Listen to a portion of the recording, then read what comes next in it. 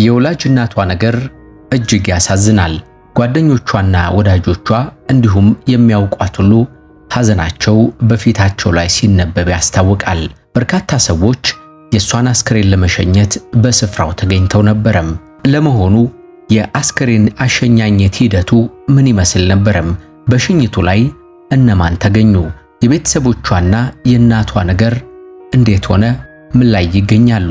አስከሬኗ ከዩጎ ሲቲ ቸርች ወጥቶ ወደ ቀጣዩ መንገድ እየተጓዘ ይገኛል። ለመሆኑ መዳረሻው የት ነው? የቀብር ስነ ስርዓቷስ እንዴት ሊሆን ነው? ሁሉንም በዝርዝር ልንነግራችሁ ነው። እንደምን አላችሁ የተወደዳችሁ የጎራ ስቱዲዮ ቤተሰቦቻችን? ጎራ ስቱዲዮ ወቅታዊ፣ ማህበራዊ፣ አዝናኝና አስተማሪ ሆኑ ልዩ ታሪኮችን በመዳሰስ ወደ እናንተ ውድ ተመልካቾች የሚያቀርብ ሚዲያችን ነው። ዛሬም የዘማሪት የምስራችን ጉዳይ አንስተን የአስከሬን ሽኝቱ ሁኔታ ምን ይመስል እንደነበረም ከጅምሩ እስከ ፍጻሜው ይህንን መረጃ ልናነሳ ነው። ከዚህ አለፍ ሲል ደግሞ ጓደኞቿና ወዳጆቿ እንዲሁም ታዋቂ ሰዎች ያስተላለፏቸውን መልእክቶችናም እሷም ለመጨረሻ ጊዜ ህይወቷ ከማለፉ በፊት የተናገረቻቸውን ወሳኝ ነጥቦችን እንነግራችኋለን። እስከ መጨረሻው ከኛ ጋር ሁኑም። አዲስ አበባ ውስጥ ያውን ብዙዎች ለመኖሪያ ሆነ ለኢንቨስትመንት ተመራጭ ባደረጉት ለቡ መብራት ኃይል ቅንጡ አፓርትመንቶችን እጅግ በተመጣጣኝ ዋጋ ለመግዛት ያሰባችሁ ስልክ ለመያዝ ተዘጋጁ። የመዋኛ ገንዳ፣ ጂምናዚየም፣ ቤተ መጻሕፍት፣ የልጆች መጫወቻ፣ የመኪና ማቆሚያ፣ ጥራታቸውን የጠበቁ 4 ሊፍቶች፣ የኤሌክትሪክ መኪና ቻርጅ ስቴሽንን ያሟላ ዘመናዊ መንደር ውስጥ ለልጅ ልጅ የሚተላለፍ ቋሚ ቅርስን ያዙ። በአረንጓዴ ስፍራ በተከበበው ዘመናዊ መንደራችን ውስጥ ማራኪ እይታ ያላቸውን ቤቶች የያዘውን የመጨረሻውን ብሎክ ለሽያጭ አቅርበናል። ባለ 1 መኝታ 451 ሺህ ብር፣ ባለ 2 መኝታ 783 ሺህ ብር፣ ባለ 3 መኝታ 908 ሺህ ብር እንዲሁም ባለ 4 መኝታ 1 ሚሊዮን ብር ከፍለው አሁኑኑ ይመዝገቡ። እርሶ 32% ብቻ በ3 ዓመት መክፈል ከቻሉ እኛ ደግሞ 60% የባንክ ብድር አዘጋጅተናል። ዝቅተኛ ወለድ ለምትፈልጉ ደንበኞቻችን ታላቅ የምስራች አለን። መግዛት ያሰባችሁ ስክሪኑ ላይ ባለው ስልክ አሁኑኑ ደውላችሁ መመዝገብ ትችላላችሁ።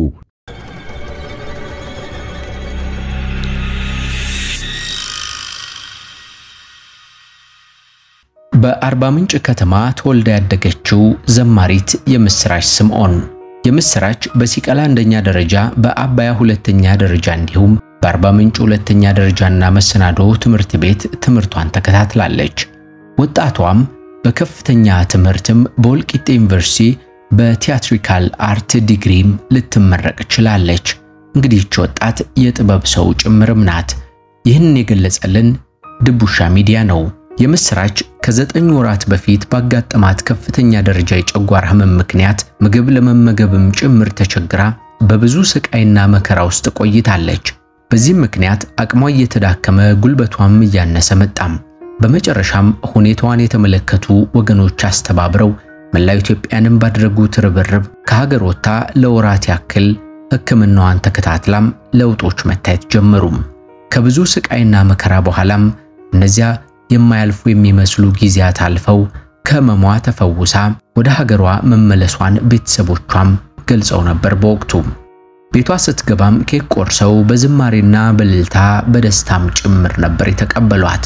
ይህ ከሆነ ታዲያ ብዙም ሳይቆይ ደስታቸውም ዋላ ደረስ ኃይል እንኳን ቼክ ለማድረግ ወደ ሆስፒታል ስታቀና ጀርባዋ አካባቢ 3ኛው አጥንት ላይናም ሳምባዋ ላይ ከፍተኛ ደረጃ ካንሰር ተገኝቶባት ከባድ ሳልታክሎበት ጽኑ ህሙማን ክፍል እንድትገባ ተደርጎ ነበርም። በዚህም ሳቢያ ነበር እንግዲህ በትናንትናው ዕለት ህይወቷ ሊያልፍ የቻለው የወጣቷም። ጋዜጠኛ ቴዎድሮስ ተክለአረጋይ ስለ ሁኔታው እንዲህ ብሏል። እውነት ለመናገር ከህመሟ ጋር ተያይዞ ነው ጽናቷናም የመንፈስ ብርታቷ ከካንሰር ጋር የምትታገላት መስልም ይላታል።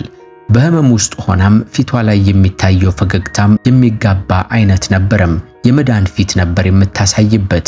አምላኳን ከልብ የማወቅ ጉጉት የሚፈጥር መፍካትም አልተለያትም ነበርም። በመጨረሻም ከዚህ ዓለም ድካምና ጭንቀት አረፈች። የቀረባት ስቃይ ነው፣ ድካም ነው። ከህሊና የማጠፋው እህታችን አረፈች፣ ተገላገለች።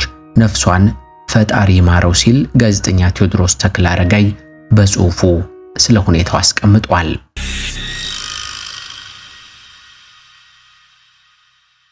ዘማሪት የምስራች ሕይወቷ ከማለፉ ቀደም ባሉት ቀናት ውስጥ የመጣውን ሁሉ የመቀበል ዝግጁነት እንዳላት ለመጠቆም ስትሞክር ነበርም። በተለይ በማህበራዊ ሚዲያዎቿ በኩል ስታስተላልፋቸው የነበሩት ሁኔታዎችም የመጨረሻው ሞት የተባለው ሁኔታ እንኳን ቢመጣም በፈጣሪ አመኔታዋ ላይ ምንም አይነት ቅንጣት ያክል ነገር ሊቀንስባት እንደማይችል ስትገልጽ ቆይታለች። ጋዜጠኛ መስከረም ጌታቸው ደግሞ ባላውቅሽም አዝኛለሁ ትላለች።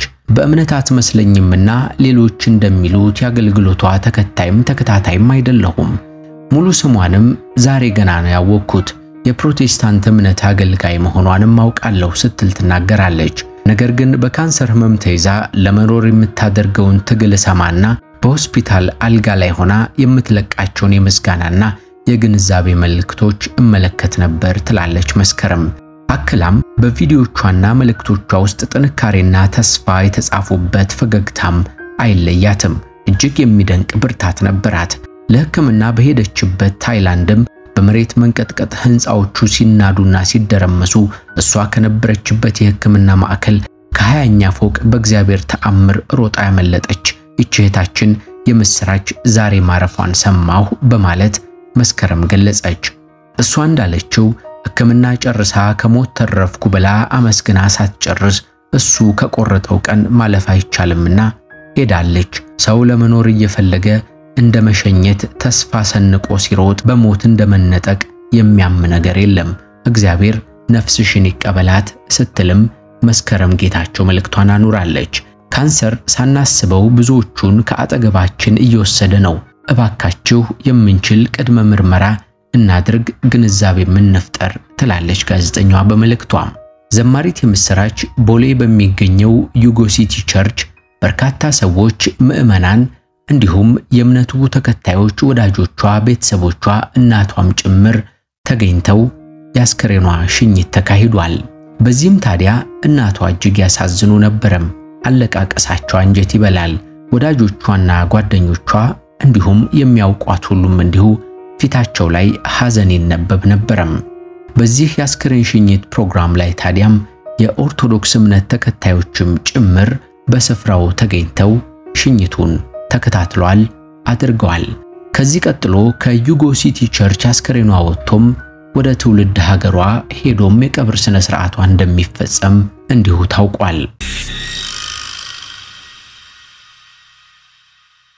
ሞት የማይለመድ ባላንጣ ይላል ዮናስ ከበደም።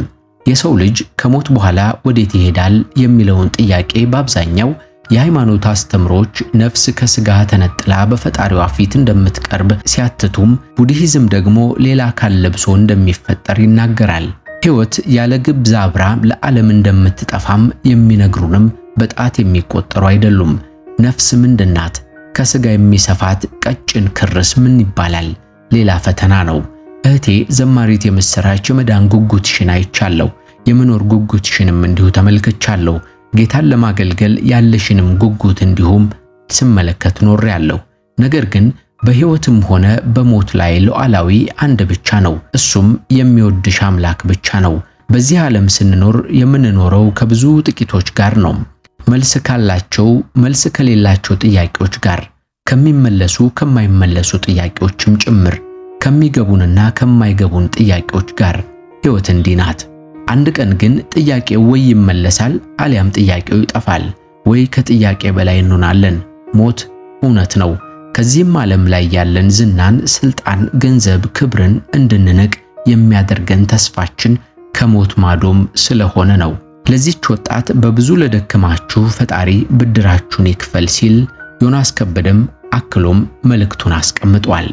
የተወደዳችሁና የተከበራችሁ የጎራ ስቱዲዮ ቤተሰቦቻችን፣ ጎራ ስቱዲዮ ወቅታዊ፣ ማህበራዊ፣ አዝናኝና አስተማሪ የሆኑ ልዩ ታሪኮችን በመዳሰስ ወደ እናንተ ውድ ተመልካቾች የሚያቀርብ ሚዲያችን ነውና ሰብስክራይብ እንድታደርጉ በአክብሮት ጠየቅናችሁ። ዛሬ የዘማሪት የምስራችን ጉዳይ አንስተን የአስክሬን ሽኝቱ ምን ይመስል እንደነበረ ዳሰን በቀጣይ ደግሞ ምን አይነት ሂደቶች እንደሚደረጉ ነግረናችሁ በጥቅሉ ይህንን መሰናዶ በዚሁ አበቃን። ስለምትከታተሉን ከኛ ጋርም ስለምትሆኑ እጅግ አድርገን እናመሰግናለን። ሐሳብ አስተያየታችሁን በኮሜንት መስጫው ላይ አስቀምጡልን አሊያም ስክሪኑ ላይ ባለው ስልክ እየደወላችሁ ጥቆማችሁን ሐሳባችሁን እንዲሁም አስተያየታችሁን ልትሰጡን ትችላላችሁ። እናመሰግናለን። መልካም ጊዜ ለእናንተ ይሁን።